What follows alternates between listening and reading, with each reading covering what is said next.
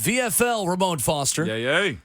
Kayla Anderson, Robert Walsh, our producer. I'm Will Bowling. It is a great week to be a Vols fan in Nashville as Tennessee makes its way to the SEC tournament at Bridgestone Arena. And it's a great time to listen to the athletic director of the University of Tennessee, Danny White, who joins us here this morning. Good morning, Danny. How are you?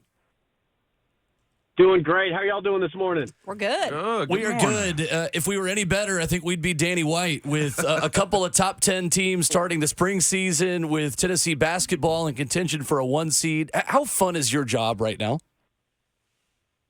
It's fun. It's exhausting. It's all those things. But man, it's fun just to be around this university right now, and our fan base is absolutely electric. But we got a good thing going with so many sports competing at such a high level. Well, Danny, let's start with basketball as they make their way here to Nashville for the SEC tournament this week. And Rick Barnes knows so much. His resume speaks for itself. But as you spend time with him, what impresses you the most about the way he goes about his business day to day? He's just so steady. He's committed to his players and doing it the right way. And when I think about Rick and his program, and it's such a buzzword these days, but I keep just coming back to culture. He's got unbelievable young men in his program, and they come in. He recruits high quality, high character kids, but he develops them too, and they're bought into each other. And I think our fans see that on the court. It shows itself, and it's not that every single day. He's just so much fun to be around. He's so much experience and just doing it the right way. So proud that he's our basketball coach. And Danny, it's cool too, just looking at the way he's adapted over time and even in his career just at Tennessee in doing different things and using the transfer portal and different elements of recruiting to have so much success. How much do you rely on him to also be a resource to other coaches within your athletic department of someone, as an example, who has adapted with college athletics over time? Yeah, every sport's different, and, all of our coaches have different personalities, and they need to be who they are, but they can learn from each other, too, and Rick's certainly had a ton of experience and a lot of success over a long number of years at multiple different institutions, and he's kind of got a formula here in Knoxville with his basketball program right now. So I know all of our coaches talk to each other a lot. We try to encourage that as much as possible. We do an annual coaches retreat where we do some professional development, and it's really mostly about them hearing from each other and see where we can learn from each other and create more competitive advantages. But he's really supportive of our coaches, as all of our men and women are leading our programs, which is great. Our student athletes see that. They follow that. It becomes contagious. I think it's a big part of why we're having so much success across the board. University of Tennessee Athletic Director Danny White with us this morning. Danny, I have to ask you, after watching the senior day this past weekend for the basketball team, how good of a career that those guys have, and how proud are you of them for what they've done, considering in their senior year winning the SEC championship outright? But I know a guy like Josiah Jordan-James has been on some leadership councils with you. How's that time been with him and that group of guys, and now including Dalton Connect with it also? Yeah, it was really cool to experience that. Thinking about Josiah and Santi, I've been here 3 years now, and it feels like 5 minutes sometimes. Sometimes it feels like 30 years, but I've been around those guys now for quite a while, and it's just that's probably a newness for me at Tennessee, just because I just the recency of how I got here, and but it's been really cool to see them develop and their commitment to each other and to the program, to Rick. The whole thing is just phenomenal. We went through that ceremony with them last year before we knew they were coming back, and just really cool to honor them and celebrate them in that way before the game. And shoot, Dalton, I feel like he's been here a whole career as much as he scored this season. So that was pretty cool to see the arena just erupt when his name was announced. What a special story for him to go through what he has, and Collins made such a big impact on the program behind the scenes and in practice. And basketball is such a unique sport. Every sport has their own uniqueness, but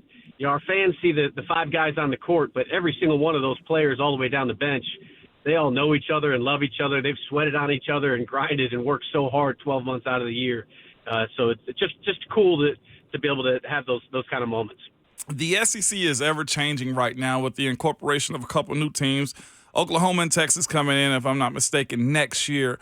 I just had to ask you, because you're a competitor. I know you come from a family of competitors too. Has Oklahoma and Texas been talking trash? ADs have been talking trash the way their fans have been? Because I'm hearing a lot from the other UT. Okay, and that's what I hope you call them, Danny, is the other UT and the OK school. Is that fair? No, it's more than fair. They talk some smack, I'm talking right back. I really respect Joe Castiglione at Oklahoma, Chris Del Conte at Texas, two of the best in the business. They have great athletic departments. They're well-rounded like we are. I think they're really going to help our league, and I'm looking forward to the competition. What we talk about in our halls is, when we say we want to compete for SEC championships, that means competing for national championships. That's how good you have to be to win a conference championship in this league, and them coming in even makes that more the case. Raises the bar a little bit. So let's bring it on. Let's get after it. Looking forward to it. No doubt. Director of Athletics for the University of Tennessee, Danny White, joining us this morning on RK Dub. And speaking of championships, Danny, Greg Sankey said it last year at the SEC tournaments here in Nashville. He said, look, the SEC in terms of basketball is up there now. And they've done such a good job of growing this league overall in this, conference. Danny, what is it going to take this year for, an SEC team, specifically Tennessee, to get to that Final Four? And do you think this is the team to do it? You know what? I think there's a lot of SEC teams that could get to the Final Four. I hope we're one of them, and there could be multiple. The league is so deep. We have really good coaches across the board. The investments I think that a lot of different universities have made into men's basketball are showing up on the floor. It's a deep league. There's NCAA tournament worthy teams in our conference that aren't going to make the field, and there's certainly more than one that can make the Final Four. I think there's a handful. Obviously, we're coming in as regular season champions. We're proud of that.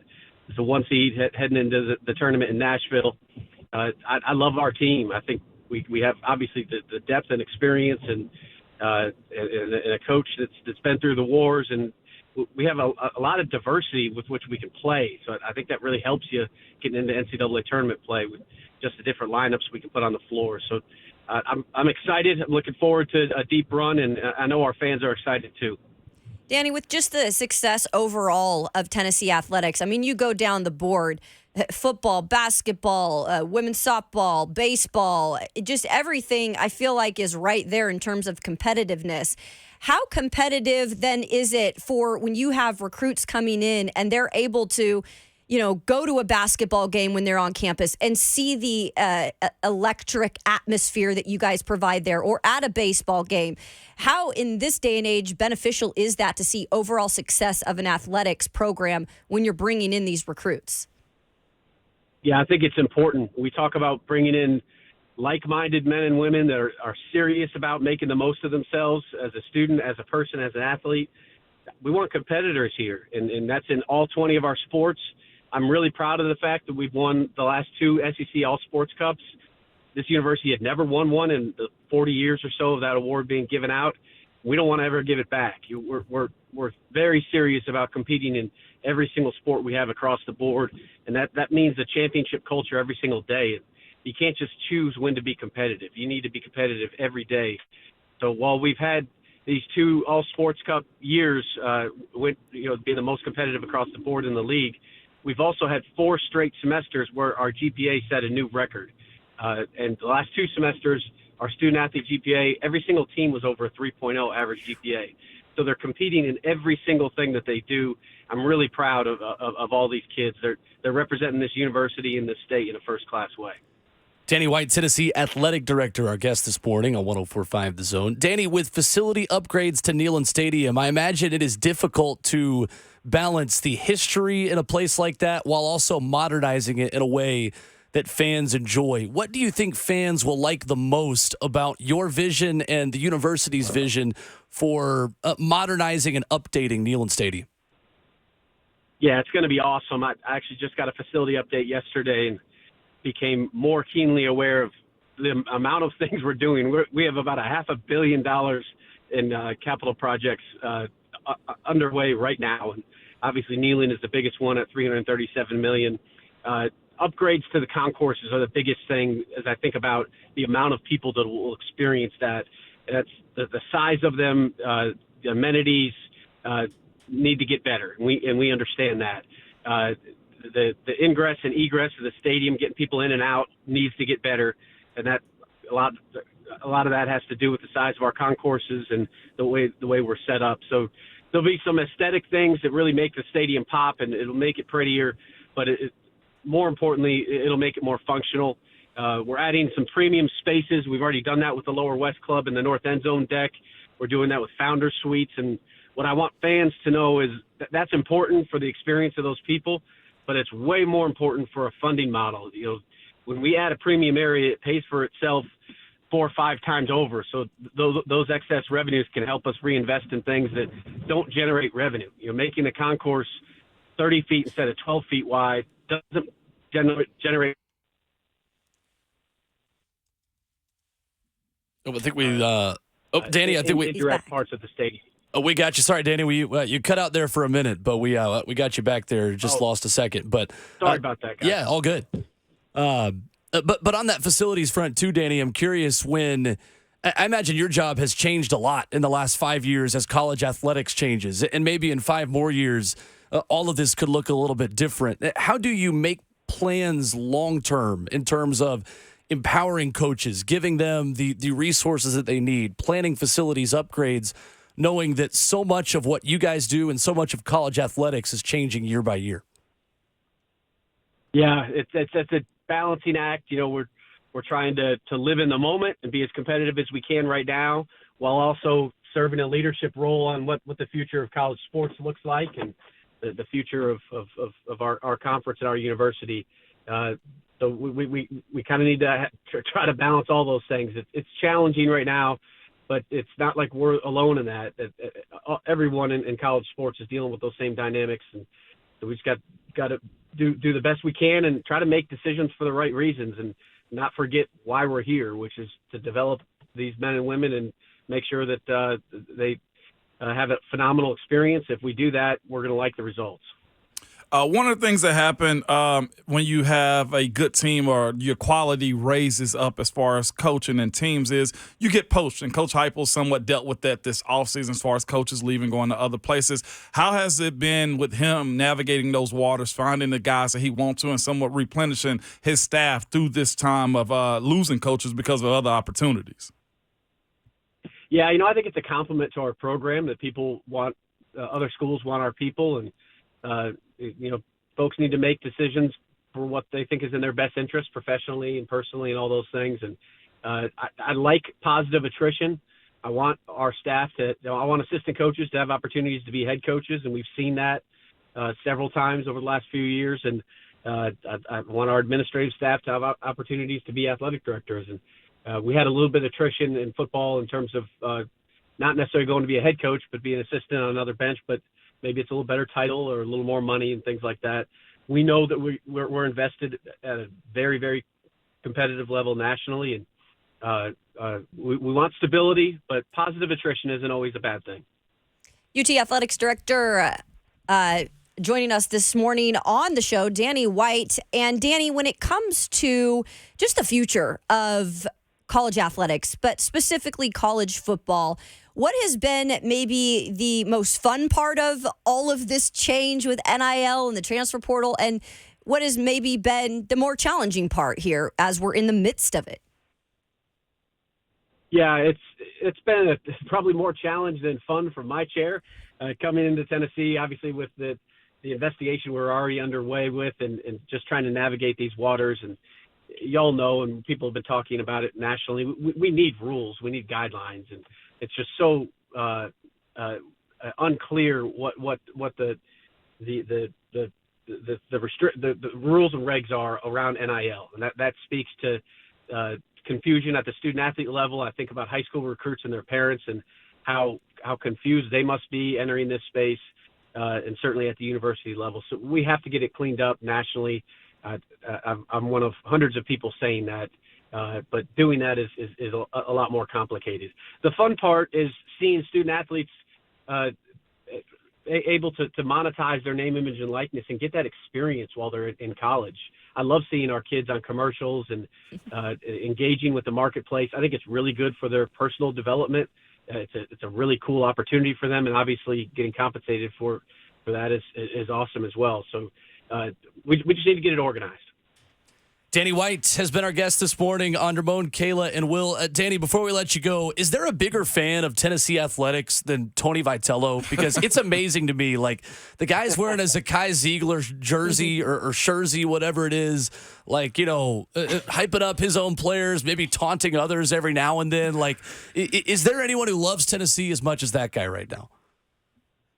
I love it. Love seeing him out supporting other teams, and we have other coaches doing the same stuff, and yep. It's just a really cool environment right now, and we're gonna continue to do that, continue to support each other and celebrate our successes, and it's a lot more fun when there's a ton of success happening across the board, and I think Tony would be the first to say that as well. I also got to ask you, when the NCAA football video game dropped this year, will you be taking time off with your kids to play games like everybody else that I know will? Because that's the only talk I hear is this NCAA College Football 25. Will you also be taking the day off? I don't know that I'll be taking a day off. I might. My 11-year-old, there's a constant debate on our house on screen time for his Xbox. So maybe I'll have to ask him to teach me how to play it. Smart. Gotcha. Ramon and Kayla have the same debate with me. That's all right, Danny. Danny White has been our guest this morning here on 104.5 The Zone. Danny, I know there are a lot of people in this city very appreciative of the work you've done and the work that is going on to make Tennessee athletics the powerhouse that it is right now. We are enjoying following it from here in the Mid-State. Thank you as always for the time. Thanks, Danny.